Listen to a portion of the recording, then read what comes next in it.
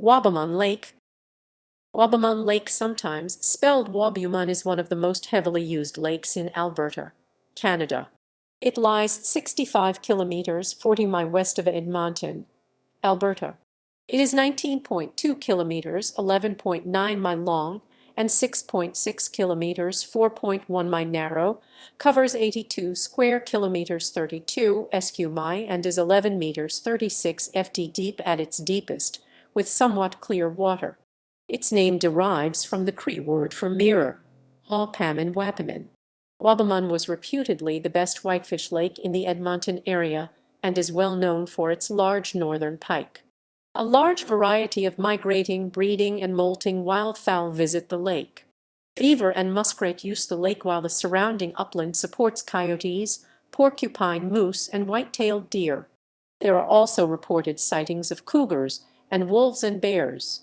Alberta Fish and Wildlife has confirmed that there have been wolf kills of cattle and sheep near Isle Lake, just northwest of Wabamun Lake.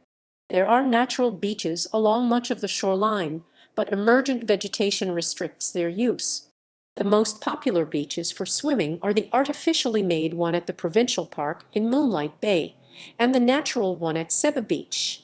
There are numerous recreational cottages along its shores. Several communities line the north shore of the lake, the largest being the village of Wabamun. Rich coal deposits surrounding the lake have been mined by TransAlta for power plants it operates and that are cooled by lake water. Communities: the summer village of Lakeview, the village of Wabumun, the summer village of Point Allison, and the hamlet of Follies are located on Wabamun Lake's north shore. The summer village of Seba Beach is located on the western shore of the lake, while the summer village of Village Beach is located on the southern shore. Much of the other land on the southern shore is owned by TransAlta Utilities and used to mine coal for power generation. The Wabamun No. 133 Indian Reserve, home of the Pole First Nation, and the summer village of łapamon are located on the eastern shore of Wabamun Lake. History: development of the Grand Trunk Pacific Railway greatly stimulated the local economy. Commercial fisheries used the railway to carry fish by box-car to as far away as New York City. Seba Beach, a community at the lake's western edge, had a whitefish cannery, but this eventually shut down. The vacant building remains in the village. The railway urged summer tourists to visit from Edmonton. In winter, ice was cut to supply railway refrigeration cars. Coal was transported to a power-generating plant in Edmonton, then later used for several power plants on the Wabamun Lake shore. Ecological damage: intensive exploitation of lake resources and habitat destruction resulted in marked decrease in fish production, so that commercial operations were halted and recreational fishing is presently limited to catch and release.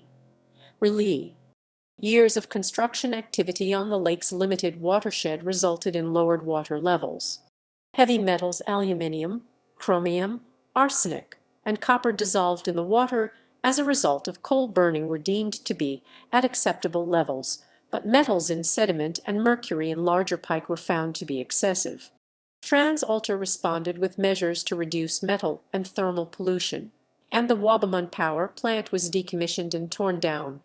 As a result of the Canadian National Railway oil spill, fish from the lake are not recommended for consumption. Walleye have not been seen in the lake since the early 1900s, when they were fished out. Several attempts to restock walleye in the lake failed because the Wabumun power plant, built in the 1950s, discharged its heated, cooling water into the lake, keeping that portion of the lake clear of ice.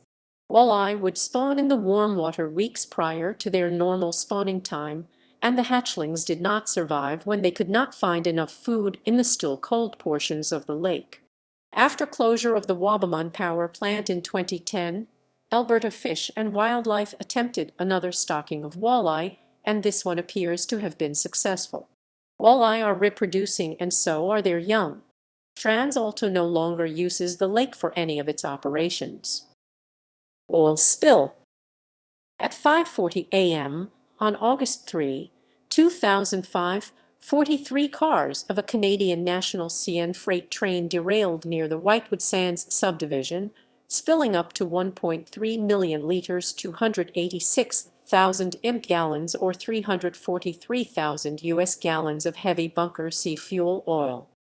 An estimated 734,000 litres, 161,500 imp gal / 194,000 US gal of the thick, dark material was spread by high winds across 8 kilometres 5.0 mi of the surface of Wabamun Lake.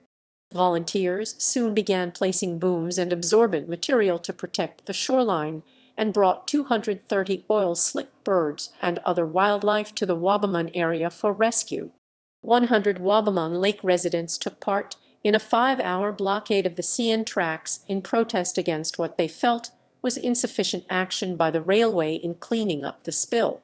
The province of Alberta then issued an environmental protection order to ensure that the cleanup proceed. It was not until 4 days after the derailment that CN revealed that a hazardous chemical had spilled into the lake in addition to the bunker C fuel oil. Residents were told to stop cleaning wildlife and to completely avoid all lake water and well water, even for watering gardens and lawns. The 88,000 litres 19,000 imp gal / 23,000 US gal of pole treating oil that had escaped from a ruptured, derailed tank car contained naphthalene and other polycyclic aromatic hydrocarbons listed as highly toxic and suspected of being carcinogens.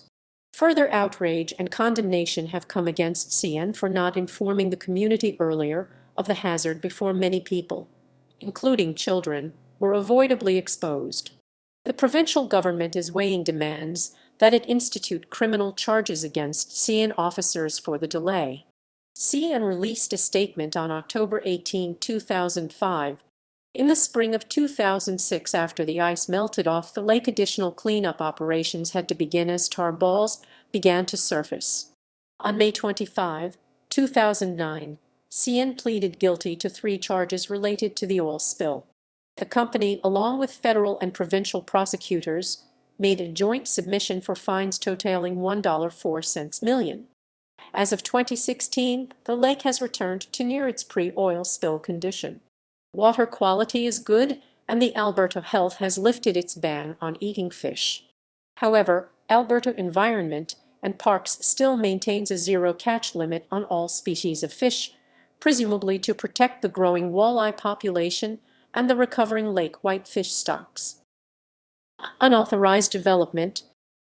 In January 2012, Alberta Environment and Sustainable Resource Development received a complaint about land being cleared and stripped near Follies. An investigation revealed that trees adjacent to the lakeshore had been removed, risking significant erosion of sediment into the lake. Uncontrolled erosion can increase the risk of eutrophication in lakes, which in turn can result in the formation of blue-green algae blooms. Sanco Developments was issued an order by the Government of Alberta in October 2012 pursuant to the Water Act to cease its unauthorized activities. The government also ordered Sanco Developments and its directors to recontour the land and replant vegetation to minimize sediment entering the lake. In a previous incident, Sanco Developments was fined for using public land without authorization pursuant to the Public Lands Act.